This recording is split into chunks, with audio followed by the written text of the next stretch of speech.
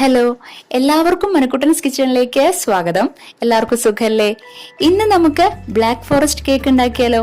ഇപ്പൊ നിങ്ങൾ വിചാരിക്കുന്നുണ്ടാവും അതിനു വേണ്ടി അവൻ വേണം, ബേക്കിംഗ് ടൂൾസ് വേണം എന്നൊക്കെ. പക്ഷെ നമ്മുടെ എല്ലാവരുടെ വീട്ടിലുള്ള ഇൻഗ്രീഡിയൻസും ടൂൾസ് എല്ലാം വെച്ച് തന്നെ നമുക്ക് ഈ ഒരു കേക്ക് റെഡിയാക്കാം. നല്ല അടിപൊളി, നല്ല ടേസ്റ്റി ആയിട്ടുള്ള ബ്ലാക്ക് ഫോറസ്റ്റ് കേക്ക്. അതിന് വേണ്ടിയിട്ട് ഞാനിപ്പോ ഇതുപോലൊരു പാത്രം എടുത്തിട്ടുണ്ട്. നിങ്ങൾക്ക് ഇഷ്ടമുള്ള കുറച്ച് വലിപ്പമുള്ള പാത്രം എടുത്തോളൂ. ഇതുപോലൊരു അരിപ്പ് വെച്ചിട്ട് അതിലേക്ക് ഒരു 1.5 ഗ്ലാസ് മൈദ ഇട്ട് കൊടുക്കാണ്. അതേ ഗ്ലാസ്സിൽ തന്നെ ഒരു 3/4 ഗ്ലാസോളം കൊക്കോ പൗഡർ ആഡ് ചെയ്യാണ്. കൊക്കോ പൗഡർ നമുക്ക് സൂപ്പർ മാർക്കറ്റിൽ കിട്ടും, അധികം വിലയൊന്നുമില്ല. പിന്നെ ബേക്കിംഗ് പൗഡർ, ബേക്കിംഗ് സോഡ, കുറച്ച് ഉപ്പ്, പിന്നെ നമ്മുടെ പഞ്ചസാര പൊടിച്ചതാണ്. മിക്സിയിൽ ഇട്ട് കഴിഞ്ഞാൽ നന്നായിട്ട് പൊടിച്ചു കിട്ടും പഞ്ചസാര. അത് പൊടിച്ചെടുത്തിട്ട് വേണം നമുക്ക് ആഡ് ചെയ്യാനായിട്ട്. അളവ് ഗ്ലാസ് എപ്പോഴും ഒരേ ഗ്ലാസ് തന്നെ നമ്മൾ ഉപയോഗിക്കാൻ ശ്രദ്ധിക്കുക കേട്ടോ. അതിൽ തന്നെ എല്ലാ ഐറ്റംസും എടുക്കുക. പിന്നെ സ്പൂണും, എടുക്കുന്ന സ്പൂൺ ഒരേ സ്പൂൺ തന്നെ ആയിരിക്കണം.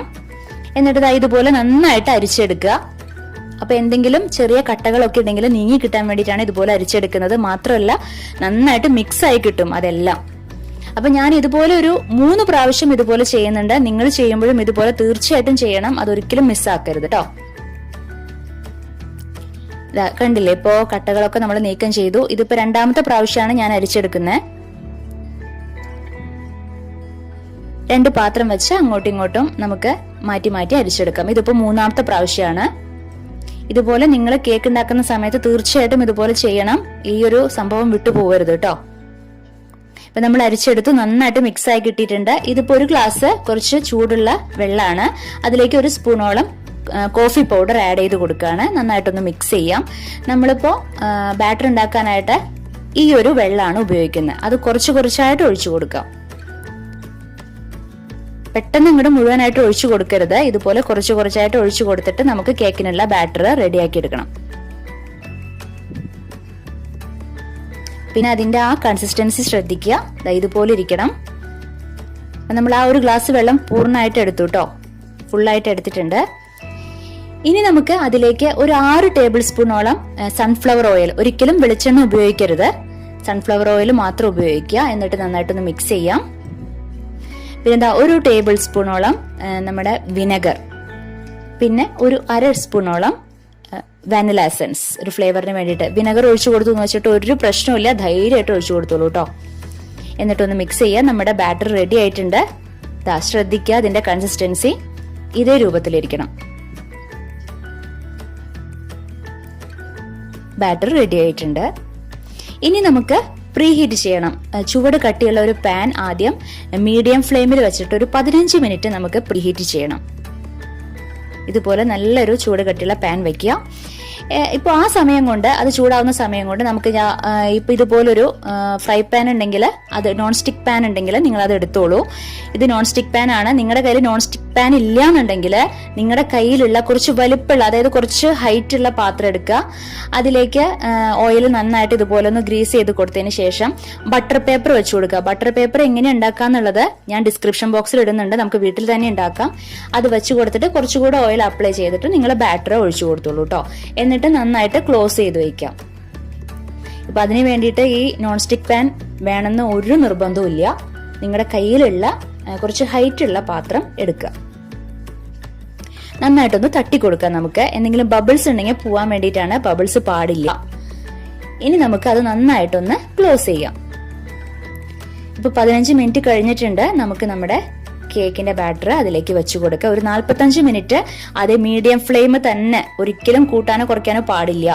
ഇപ്പൊ 45 മിനിറ്റ് കഴിഞ്ഞു. നമുക്കത് വെന്തു എന്നറിയാൻ വേണ്ടിയിട്ട് ഇതുപോലൊരു സ്റ്റിക്ക് വെച്ചിട്ട് നമ്മൾ നോക്കി കഴിഞ്ഞു കഴിഞ്ഞാൽ, ഇതുപോലെ കയ്യിൽ വെച്ച് നോക്കി കഴിഞ്ഞാൽ നല്ല നീറ്റായിട്ട് ഇതായി കിട്ടിയിട്ടുണ്ട്. അപ്പൊ അതിന്റെ അർത്ഥം എന്താണ്? അത് നന്നായിട്ട് വെന്തിട്ടുണ്ട് എന്നാണ്. അപ്പൊ നമ്മുടെ കേക്ക് റെഡി ആയിട്ടുണ്ട്. നമുക്കത് ചൂടാറുന്നതിന് വേണ്ടി നീക്കി വെക്കാം. ചൂടാറിയതിനു ശേഷം നമുക്കത് കേക്കിനെ പുറത്തേക്ക് എടുക്കാം. കണ്ടില്ലേ, നല്ല പെർഫെക്റ്റ് ആയിട്ടുള്ള കേക്ക് ആയിട്ട് കിട്ടിയിട്ടുണ്ട് നമുക്ക്.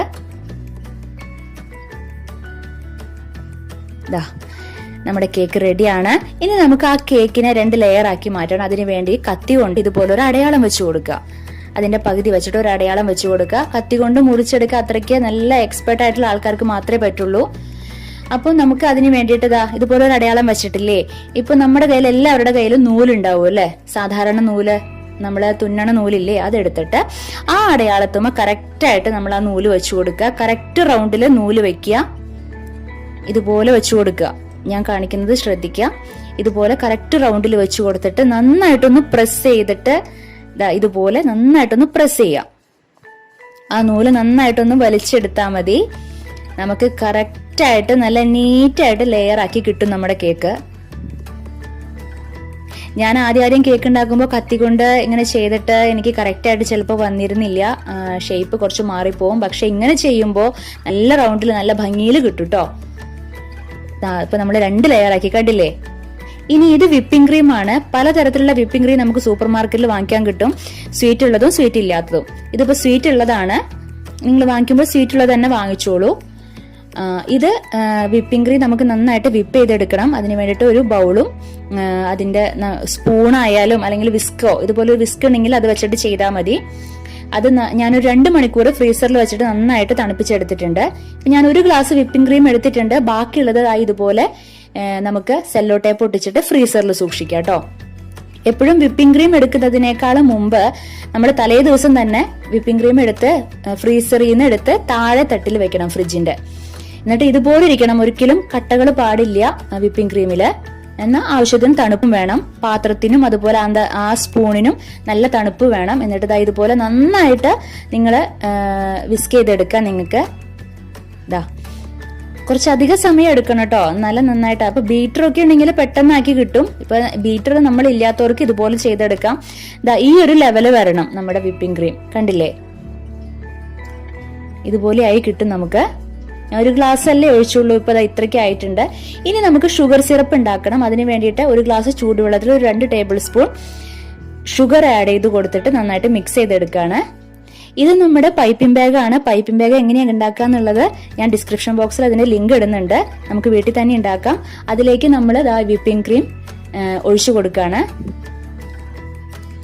ഇത് കേക്കിന്റെ ബേസ് ആണ്. അത് ഞാനൊരു സ്റ്റീൽ പാത്രത്തിൽ നമ്മുടെ ഫോയിൽ പേപ്പർ ഒട്ടിച്ച് വെച്ചിരിക്കുകയാണ് കേട്ടോ, ഒരു റൗണ്ട് ആയിട്ടുള്ള സ്റ്റീൽ പ്ലേറ്റിൽ. എന്നിട്ട് അതിലേക്ക് കുറച്ച് വിപ്പിംഗ് ക്രീം അപ്ലൈ ചെയ്ത് കൊടുക്കുകയാണ്. നമ്മുടെ ഫസ്റ്റത്തെ ലെയർ കേക്ക് അവിടെ വെച്ചു കൊടുക്കുന്നു. ഇനി നമുക്ക് കേക്ക് സോഫ്റ്റ് ആവാൻ വേണ്ടിയിട്ട് നമ്മുടെ ഷുഗർ സിറപ്പ് ഇതുപോലെ ബ്രഷ് തന്നെ വേണമെന്നൊന്നുമില്ല, സ്പൂൺ വെച്ചിട്ട് നിങ്ങൾക്ക് ചെയ്യാം. അപ്ലൈ ചെയ്ത് കൊടുക്കാം. ഷുഗർ സിറപ്പാണ്.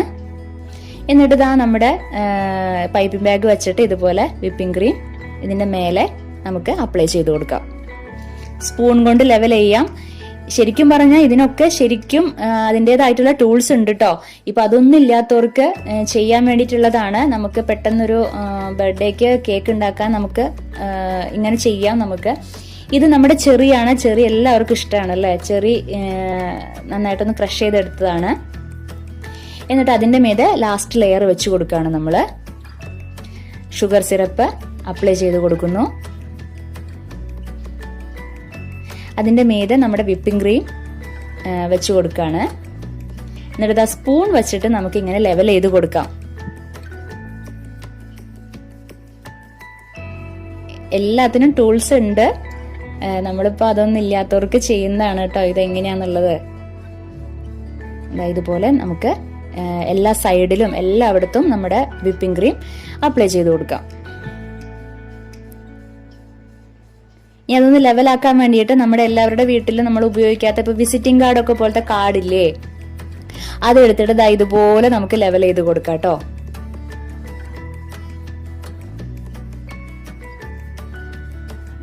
ഒരുവിധം ലെവലായിട്ട് കിട്ടിയിട്ടുണ്ട്. ഇനി ഇത് ഞാൻ ചോക്ലേറ്റ് ബിസ്ക്കറ്റിന്റെ പൗഡർ ആണ് എടുത്തിരിക്കുന്നത്. ഇപ്പൊ നിങ്ങളുടെ കയ്യില് ചോക്ലേറ്റ് ഗ്രേറ്റ് ചെയ്തതുണ്ടെങ്കിൽ അത് എടുത്തു കൊടുത്തു കഴിഞ്ഞാൽ കുറച്ചുകൂടെ നല്ല ഭംഗിയിൽ പെർഫെക്റ്റ് ആയിട്ട് കിട്ടും. ഈ സൈഡിൽ ഇതുപോലെ ഇട്ട് കൊടുക്കുകയാണ്. ഇപ്പൊ ഡാർക്ക് ചോക്ലേറ്റ് എങ്ങനെ ഉണ്ടാക്കാന്നുള്ളത് ഞാൻ അതിന്റെ ലിങ്ക് ഡിസ്ക്രിപ്ഷൻ ബോക്സിൽ ഇടുന്നുണ്ട്, നിങ്ങൾക്ക് അത് നോക്കാം. അത് ഗ്രേറ്റ് ചെയ്തെടുത്തിട്ട് നമുക്ക് ഇതുപോലെ സൈഡിൽ ഇട്ട് കൊടുക്കാം. ഇത് നമ്മുടെ പൈപ്പിംഗ് ബാഗ് വെച്ചിട്ട് നമ്മുടെ വിപ്പിംഗ് ക്രീം നമുക്ക് ഇതുപോലെ ഒന്ന് ഡെക്കറേറ്റ് ചെയ്ത് കൊടുക്കുകയാണ്. ആ സൈഡില് ചുറ്റുമായിട്ട് നമുക്ക് ഇതുപോലെ ചെയ്ത് കൊടുക്കാം. ഇതുപോലെ എന്നിട്ട് അതിന്റെ മീതെ നമ്മുടെ ചെറി വെച്ച് ഗാർണിഷ് ചെയ്യാം. ഇതാ നോക്കൂ, ഇപ്പൊ നമ്മുടെ ബ്ലാക്ക് ഫോറസ്റ്റ് കേക്ക് തന്നെ അല്ലേ, ടേസ്റ്റും അതുപോലെ തന്നെയാണ്. നല്ല ടേസ്റ്റ് ആണ്, ഞാൻ ഉറപ്പ് തരുന്നു. എല്ലാവർക്കും തീർച്ചയായിട്ടും ഇഷ്ടപ്പെടും. കേക്ക് ഇഷ്ടപ്പെടുന്ന എല്ലാവർക്കും നമ്മുടെ ഈ കേക്ക് എന്തായാലും ഇഷ്ടപ്പെടും. നമ്മുടെ കേക്ക് റെഡി ആയിട്ടുണ്ട്. എല്ലാവരും തീർച്ചയായിട്ടും ട്രൈ ചെയ്യണം കേട്ടോ. ഈസി അല്ലേ ഉണ്ടാക്കാനായിട്ട്. പ്രത്യേകിച്ച് ഒരു ഇൻഗ്രീഡിയൻസിന്റെ ആവശ്യമില്ല, ഒരു ടൂൾസും വേണ്ട. നമുക്ക് നമ്മുടെ വീട്ടിലുള്ള ടൂൾസ് വെച്ചിട്ട് തന്നെ നമുക്ക് ചെയ്യാവുന്നതേ ഉള്ളൂ കേട്ടോ. അപ്പൊ എല്ലാവരും ട്രൈ ചെയ്യണം, എന്നിട്ട് അഭിപ്രായം പറയണം. അപ്പൊ നമുക്കിനി അടുത്ത എപ്പിസോഡില് വീണ്ടും കണ്ടുമുട്ടാം. Okay, bye, thank U.